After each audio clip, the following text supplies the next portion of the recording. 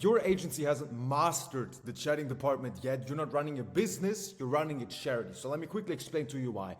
Because your chatting department is what puts money in the bank. This is how you monetize the entirety of your agency. Your chatting department is the equivalent of McDonald's selling nuggets, for example. McDonald's has their employees, their franchisees, their marketing, their sales, all of that stuff, cool. But selling nuggets is what puts money in the bank, or selling filet of fish if you're boring at parties. Whatever it is, your chatting brings you the most money. And if that's not the case, you're not actively losing money, because the subscribers you have on your account, they have money and they spend money on OnlyFans. They just don't spend it on you. So let me run you through how to fix your chatting ratios and which four action steps you need to improve your chatting system, okay? Every time we do these action steps, our ratios go up by a ton.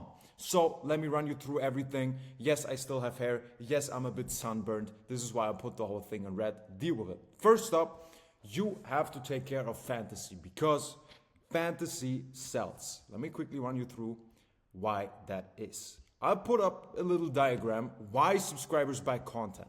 Before you jump out of your seat and punch through your MacBook or phone or Amazon Fire TV stick, wherever you're watching this shit, and say, hey, well, they're only buying content because they're horny, right, Oliver? No.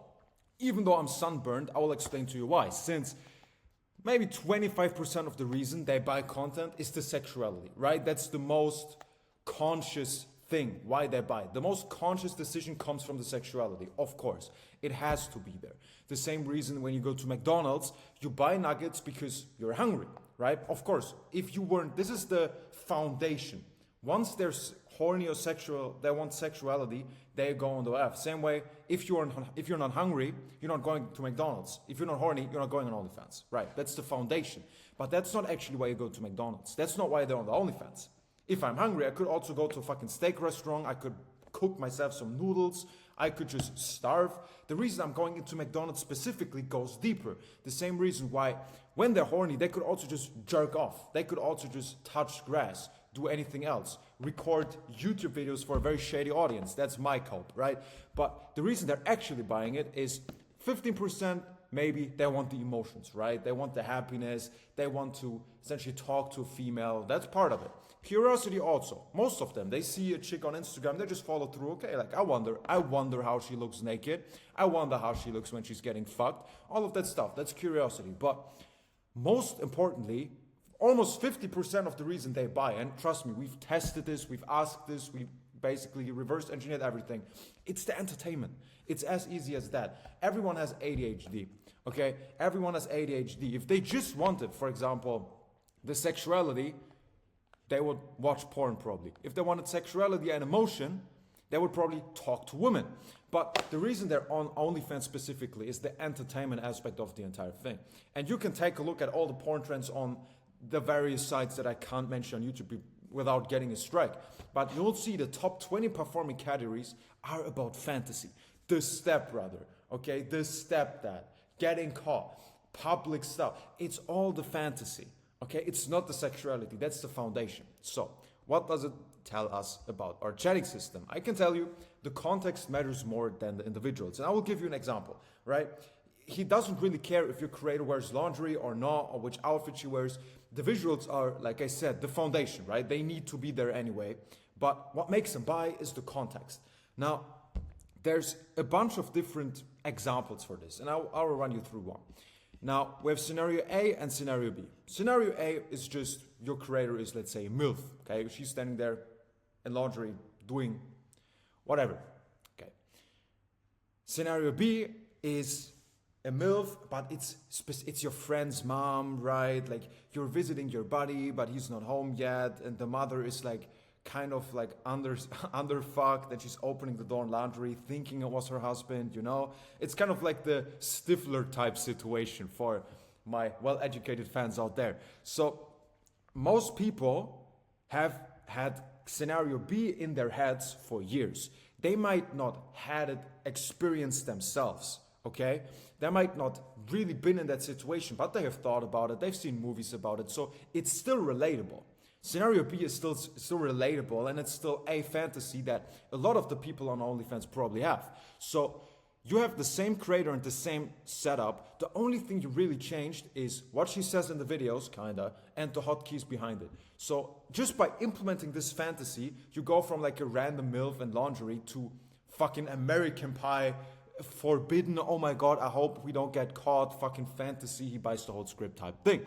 So this is why this stuff is so interesting, right? The same is like having sex with a teacher, getting caught, oh my god, my parents are in the next room, this like first time girlfriend experience. Everything that you guys know relies just on the fantasy, right? And this is the thing, if you take a look at like, and I can't say the names of the various sites here on YouTube, fuck this, but if you take a look at all the adult sites, okay, look at the top 50 performing videos, 40 of them probably are ugly, but the reason they're performing is because the fantasy is so great, right? This is why this type of content performs and why people buy it. It's the same with movies. You've all seen these type of movies that, like, in terms of visuals, it's not a Christopher Nolan movie, it's not a fucking Quentin Tarantino movie with like 20K cameras, whatever it is. But the fantasy of the movie is cool, the storyline, you can relate, right? Like even fucking, for me it's warrior movies, right? Fucking 300, like all these fucking warriors. I like that. I think it's to some degree relatable. I can see myself in that position. I think it's a good fantasy that I like to indulge in. This is why I watch this shit. The reason I don't watch Oppenheimer, even though it's recorded in like 100,000 pixels per second or whatever, is because the movie's fucking boring. I'm not trying to build an atomic bomb. Like, I don't give a shit. At least not now. If the agency is running like it is now, who knows? But so far, this is why I prefer these type of movies over this, fantasy. So, for you guys, the first action step is to rebuild your content around fantasy and storytelling. Every single script, every single content piece, content set that you have has to have a fantasy, has to tell some kind of story, right? This is why they work. Now, you can brainstorm for an hour and you're probably gonna see at least 20 different fantasies you can use, but you have to do it. Just having a script like, oh, schoolgirl script in a schoolgirl outfit, because yeah, people find that hot, right? Or laundry set because she's wearing laundry and that's what people like, right? That's fucking boring. Everybody does that. Like, subscribe to 5 different creators right now and you'll see they have the exact same content as you, probably. And now ask yourself, would people actually prefer your content over theirs? No. Because if you compete with visuals about who has the bigger tits, etc., you're always going to lose to some fat black dude who just eats McDonald's all day. Meaning, build your content around fantasy and storytelling, because that fixes subs ghosting you, stopping to reply, you having to follow up them all day. It fixes the churn rate of subs just leaving after a month because they didn't get what they really wanted. It stops subs from just buying the first 2 content pieces, then pissing off and not buying the rest because they just jerk off to the first one. Like, it doesn't matter to them, right? Also fixes most of pricing objections, because if I tell you spend $200 on like a video of me masturbating, which I'm sure there's some of you who would do that probably, but like, if it's a shit transaction, it doesn't make sense, right?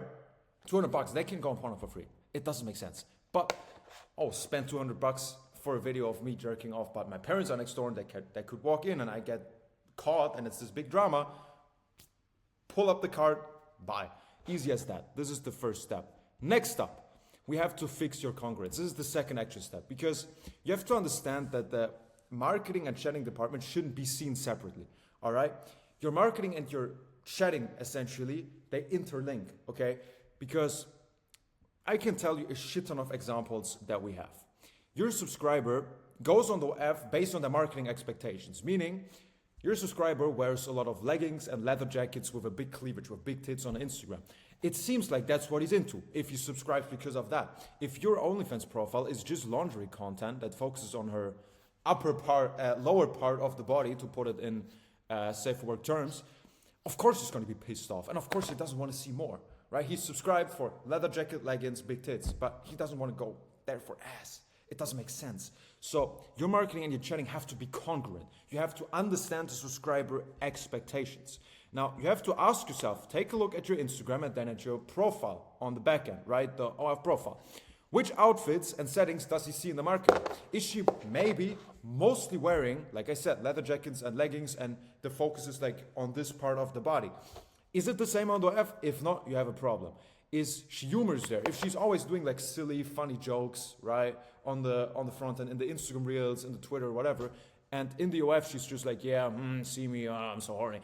That doesn't work, that's boring, and that doesn't fit her persona. So the expectation wasn't matched. Because the people subscribe based on what they only know in the marketing. If that's not in the profile, I'll tell you, they won't DM you, they won't buy content, and most of them will just subscribe and never text you.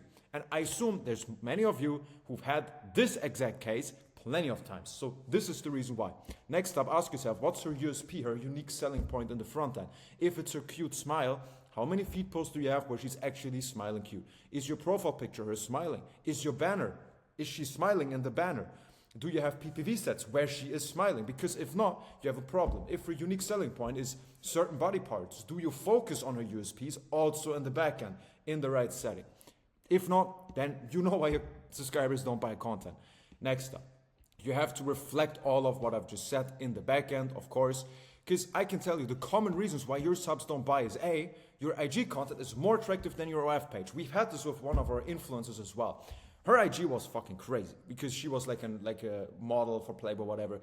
She had a bunch of like crazy photo shootings in like top angles, oiled up, and all this shit. Her IG looked fucking crazy. Then when you went to her actual OF, you saw like basic lingerie pics in her bedroom, and we wondered why the subscribers didn't buy. But then I did exactly what I'm telling you guys. I'm practicing what I preach, and I was like, yeah, if you come from the Instagram and you see the OF, you feel fucking scammed. Like, you could have just stayed on the IG. Most of you guys probably have OF feed posts that look like Instagram posts, which that's bad. People, you don't have to like show full kitty on the OF, but at least make sure that there's a visible difference from the IG to the OF, okay? It's kind of like if I go to, let's stick with McDonald's. Let's say I spend 20 bucks at McDonald's and I'm like, you know what, fuck it. I want to eat real food. I want to get the better food. So I go to a steak restaurant and they serve me fucking nuggets. I think, bro, I could have just stayed at McDonald's. What the fuck? I feel scammed. I have a shit mood. I think it's such a shit show. I won't spend a single cent there. Meaning, your IG has to look worse than the OF at some point. So, second of all, the OF profile looks dry, doesn't match her IG personality, meaning, like I said, if she's known for a lot of dumb jokes, a happy personality, right? Always joking around, having funny little things. And her F is like zero personality, just basic, here's my tits, yes, I'm so wild right now. That doesn't match her personality, and subconsciously that makes the subscriber feel like, okay, what? That just feels transactional, and this is the number one thing you don't want to do. If your profile feels transactional, you have a big problem. And last but not least is that the creator doesn't look the same. We also had this, that on the OF she always had a ponytail and like different makeup, different locations, and on the Instagram she always had like open hair, which if people subscribe, they probably like open hair, right? So switching that doesn't make sense, and it kills the expectation, because here's what happens if the expectation isn't met, right? The subscriber has an expectation of the profile. Let's say certain types of content, certain types of looks, subconsciously. Here's what he wants to see. If this isn't what he actually sees, first of all, he's gonna feel tricked subconsciously and kind of consciously. He's gonna feel like, oh, this wasn't worth, right? Same if you order a fucking hoodie on the internet, it looks super crazy on the mock-ups, then you get it and it's fucking like bad quality, it looks like ass. It's like you're catfishing the subscriber. Kind of like if you're talking to a chick and then you think she's a hot thing and then she goes to a date and she's wearing like 200 kilos. You're also like, fuck. Next up, he has no desire to see more and he's never gonna chat with her, right? The same way if a 200 kilo whale pulls up to the date, she's not getting a reply back. Am I right, guys? Meaning, if you have the problem that most subs don't reply to you, or they just send one or two messages and then they fucking ghost and unsubscribe, this is why you're not meeting their expectations. And this becomes especially relevant with Reddit, because most of you guys who do Reddit, you probably show a shit ton of stuff there. Now take a look at your Reddit content, specifically, like how explicit it is, and then check out your profile. Now imagine someone looks all your Reddit stuff through, like titties and all this different stuff. He subscribes to OF and it's like, kind of like Instagram feed posts in bikinis. Like, you think he wants to chat with you? You think he really wants to like spend money to see the same shit as he sees on Reddit? What? That doesn't make sense. So, action step number 2 for you. You have to define your subscriber avatar and find out what they expect and fix your setup. I will explain how this works in the 4th step, so stick with me. Because this fixes the conversion on the app, because even your banner and your profile picture gets fixed through that. It fixes all the subs ghosting you, not replying and messaging you, and it fixes the emotional investment they give you, which the more emotional investment, the more money you make, the more money they spend. So this is how you fix that. Next up, you have to chatter max. Okay. The honorable mention here obviously is to not waste time on dumb chatters, right? The number one skill is the ability to learn.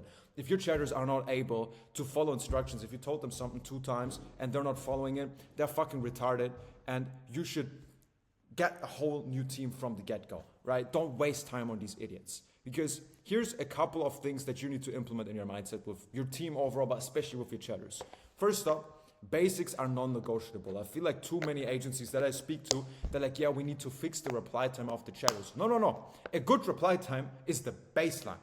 It's kind of like, let's say I'm in a sales team, okay? I'm running a sales team with like Wolf of Wall Street, like picking up the phones, and I'm trying to get them to actually pick up the phone and dial. No. This is the basic of the job. So having a reply time of like 1 minute 30 or below, this is the baseline. And if people are not able to do that, and it's not your fault because your systems suck, which most of the time is the fault, it's your fault. But if it's their fault, fired. Fuck this. You don't have the time and the space to waste your most profitable and most important department for like average guys. Fuck this. Never. Next up, daily feedback is crucial. Now, ask yourself, and don't lie, how often do you give feedback to your chatters, or how often do they get feedback if you have supervisors or whatever? If it's not daily, you're just losing money. There's no reason to not do it. Because most chatters, they're a curse and a blessing, okay? They ideally do exactly what you tell them to do, and if that's the case, you shouldn't overprescribe by. But if they're just copying your hotkeys and just not thinking for themselves, you already lost. You have to give them daily feedback because they have to be exposed to a loop, because you can't automate people. This is something I always tell guys. You can't automate chatters.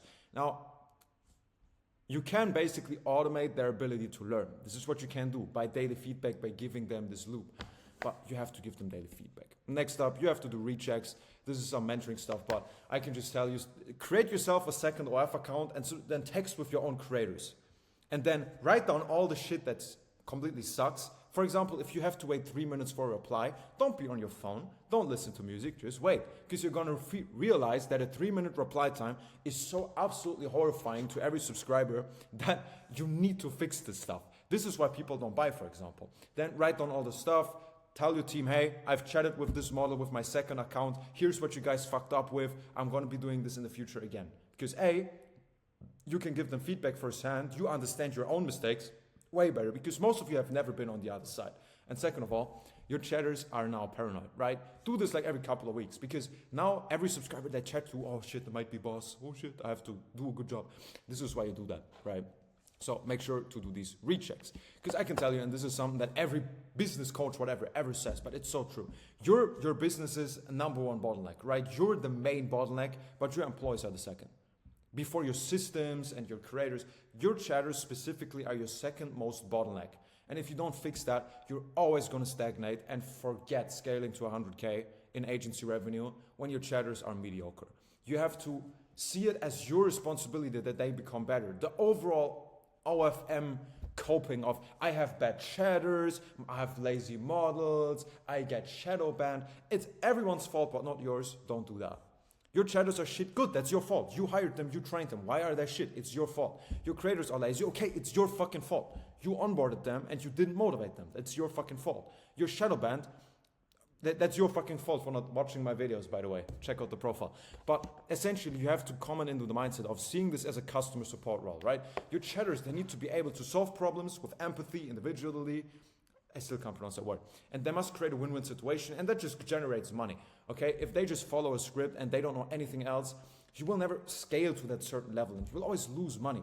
Just to let you know that. There's people making 6 figures, 7 figures, people just starting, people making 10K.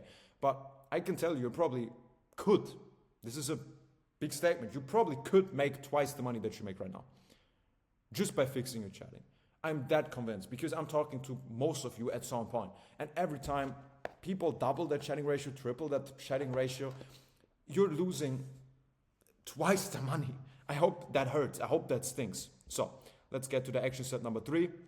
In your chatting team, sort out the black sheep, no racial pun intended, and only keep raw diamonds that you can build into a 0.1% team. Meaning, black sheep should be understandable. What I mean with raw diamonds is you don't need the best perfect chatters who does everything right. No, you need people who are, like I said in the beginning, they have the ability to learn, they know how to execute things, they listen to you, and they have kind of like a good instinct. They're smart enough. The rest you can teach them.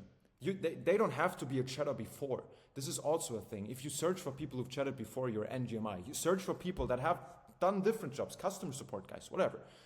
But you can teach them the rest, but only keep the raw diamonds to build them into a team. This fixes basically everything. I could do a list like this, but obviously chatting ratio, reply time, PPV sales overall. Your chatters control this thing. They're your second biggest bottleneck, sorry. And if you don't put a lot of energy into fixing them, you're NGMI. Like, don't settle for chatters that you got off fucking Telegram or some shit. Okay, then we go to the fourth step. Let me take my snooze. Now, this is what I said with identifying. This is going to be one of the coolest ones. You have to have an analysis loop. And I'll give you an example for that. When you identify problems, you're probably doing it the wrong way. You don't know the problems in your chatting. So if we're talking about fixing your chatting ratio, you don't even know the problems you have in your chatting because you don't ask the right questions. So I'll give you 2 things that you can execute right after this video. The first one is a new sub analysis, meaning you take 50 chats with subs who subscribed in the last 24 hours. If you don't have 50 subs, A, my condolences, and B, then take like 20 or just take all. If you have like 5 new subs, okay, text with them all. Then categorize them into one of the categories that I'm about to give you and fix the underlying problem based on the results. This is how you do a new sub analysis. So you have to understand with new subscribers, if they're not buying the entire script, you have 3 possible scenarios and 3 possible problems. A, your subs don't even read the welcome message. They didn't even read it. Next up, they read the welcome message, but they didn't reply. They left you on red, like a bitch. And third of all, a lot of people actually reply to the welcome message, but they don't buy content. These are the 3 possible problems that you can have. Now, how do you fix those problems? If they don't even read it, like I said before, your profile either shows too much, so they get lost in the profile, right? You have like 500 feed posts with everything shown, then they get lost. Second of all, your profile is too boring. It doesn't fit the expectation. Remember the first point.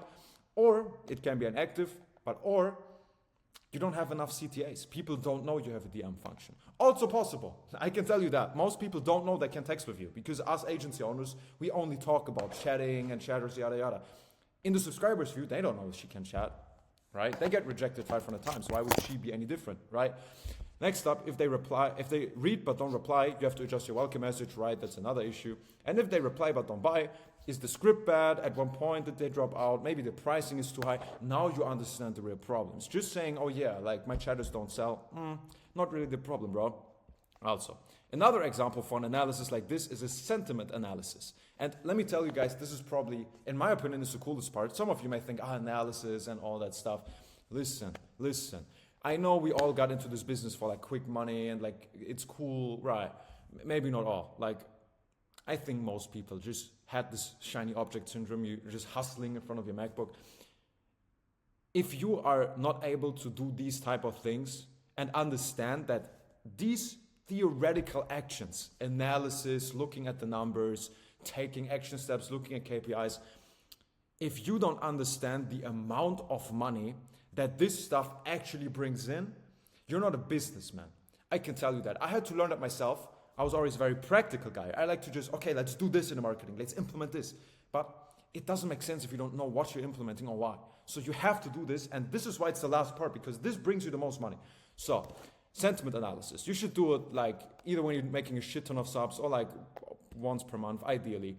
So why is it important? You get feedbacks from the subs because you don't know what they want. If people come from Reddit and they always want to see feed content, okay, fine. You probably don't know that because just a few will actually say that. Maybe most of them like a certain outfit, they like a certain fantasy, but you don't know that. Second of all, you can identify what performs best. You can also do that with Create a Hero, which I'm not a co-owner, so I'm going to do a plug here because you can just look at the PPV timeline, right? See which PPVs perform best. Do that. I still have like the 75% discount on the whole software. Take a look at my channel in the description. You can join my free Telegram community, like with 12,000 people who are all gonna help you, where you can hear this stuff essentially every day. Next up, you can adjust all your content and the traffic and the marketing to people that you know in the back end make the most money or that are most interested, and also you can improve all the content. Makes sense. Now, how do you do a sentiment analysis? Essentially, I'll run you through a conversation that you could possibly do. You send a mass message just like, hey, I have 5 questions for you. If you answer them honestly, you also receive a gift as a thank you for taking the time. Are you ready? He says, yeah, okay. Okay. Can you remember how you found me and which video that was? Heart emoji. Cute. Okay. He replies, how old are you? When's your birthday? Can I surprise you on the exact day? Only if you want to tell me. Good for selling, by the way. Keep the notes updated. Are there any specific pictures or videos of me that you particularly like? What would you like to see more often? Is there anything I could add or change on my site to meet your expectations? Do you feel appreciated by me? Which underwear do you like most? Is there anything others do better than me? Just obviously don't just ask these questions. You have to be interactive. Always acknowledge and escalate, right? You have to acknowledge what he says. Don't just run through the script so he feels like you don't give a shit. But give him a gift in the end. Say, thank you, that's helping me so much. I'm just new to this thing. I don't understand, yada, yada, yada. And, one sec. From this, you got a ton of insight and specific content requests, all of that stuff. That's crucial because 8 out of 10 times when we do this, I find out that for specific creators, subs are like, yeah, I like this specific type of content. And you see that there's one type of content, one type of outfit, one type of fantasy that for individual creators, it's different every time, performs best. So as a next action step, you just recreate this 5 or 6 times, sell it to people, and your ratio goes up. This is how you actually know what to sell. I'll give you an example. If I tell you, sell me, let's say, a tracksuit, okay? You don't know what type of tracksuits I like, okay? You don't know this. You can just say, hey, you want to buy a tracksuit? I'm like, I already got some, you know. But if you know, okay, I like black tracksuits that I can use for working out, like fucking fighting and shit. You can be like, hey, by the way, we got this special limited time offer, 50% off, special tracksuits worn by UFC fighters, all custom black, right? You can train with them, you can run with them. Here's a video of Alex Pereira training in this. You're gonna be like your most favorite fighters here, buy this, 50% off. Do you wanna buy it? I'll be like, well, like, if the UFC fighters were. See, if you know my interests and what I specifically like, you can sell better. And this is why you do this type of stuff. So, as a last action step, understand your subscribers and the actual problems you have in the chatting. Like I said in point 2, right? Build your subscriber avatar. Because this fixes, again, basically everything again. But it fixes specifically the unlock ratio you have and most of the pricing objections. Because like I said, if you sell me a random tracksuit, I'll be like, bro, like $200 for a tracksuit, like, well, it's a fucking tracksuit, bro. If you're like, this specific black tracksuit that you can wear in the gym every day. Look, do you want your dream body? Do you want to be able to crush bones with your bare hands? Train in this tracksuit, by the way, it costs $200. I'm like, yeah, okay, fine. You know, it's as easy as that. It fixes everything. So, let's rewind. Take these action steps. So you can take a screenshot, by the way. Let me zoom out. Here, take a screenshot. Perfect. Again, take a screenshot. Implement all of these action steps in your chatting, and I guarantee you're gonna fix your chatting ratio and improve it by a shit ton. And depending on your revenue, improving your chatting ratio alone could be a matter of thousands, if not tens of thousands, of hundreds of thousands of dollars, right? If you have a like 5-to-1 ratio, you're making like, let's say 50 grand, even just getting it up to a 10-to-1, which cop all how you want, definitely possible. You're making 6 figures just by doing that. Fuck the traffic. Chatting is one of the most easiest things to fix because getting new subscribers in is fucking hard. You guys know that. Try tripling your traffic. Try getting 3 times the subscribers. Takes a lot of work, takes a lot of favor by the algorithm, takes a lot of volume. Tripling your chatting ratio can be to get 2 out of 10 people that reply to a welcome message, up to 6 out of 10 people that reply. Just switching a welcome message and getting 3 times the replies, 3 times the selling chats, 3 times the PPV sales, you're already making 3 times the money. It's as easy as that. So, ask your questions in the comments so I can farm engagement. I might even reply. And next up, follow the link in the channel. My bad. Follow the link in the caption where you're redirected to my free, completely free Telegram OFM community. 12,000 agency owners that will help you with stuff like this. So I hope everyone has a wonderful day. Talk to you soon. Bye-bye.